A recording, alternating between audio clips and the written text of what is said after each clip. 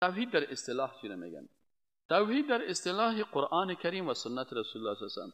ما برادر عزیز تعریفات خود از تعریفات فلاسفه نمیگیریم، تعریفات خود از تعریفات کسایی که به منطق و فلسفه و علمای کلام و فلانی از متأثر هستن از اون نمیگیریم. ما همیشه از قرآن کریم و سنت رسول اکرم صلی الله علیه و سلم.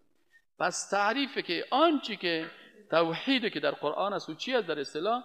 ایمان و تصدیق به یگانگی الله سبحانه و تعالی.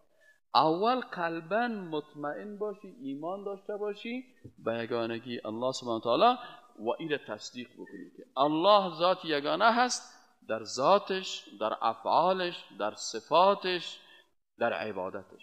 ایمان داشته باشی و این تصدیق بکنی. آنچه که توی ایمان آوردی حالا تصدیق قلبی داشته باشی که بله آنچه که من میگم این واقعا راست است و این تصدیق میکنم در ذات، صفات، افعال، عبادت، نامها و قانونش، در ذات الله، در صفات الله، در افعال الله، در عبادت الله، در نامهای الله و در قانون الله.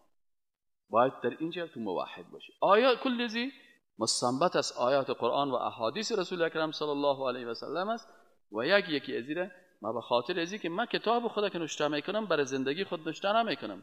اکثرا کتابای مطابال چاپ نشده.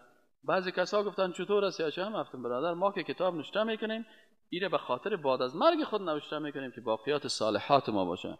چون ایره به خاطر مرگ خود نوشته میکنیم هیچ وقت گپی که مخالف قرآن و سنت باشه که باز در قبر ما عذاب شویم این کارا نمیکنیم. آنچه که میگیریم از قرآن و سنت میگیریم.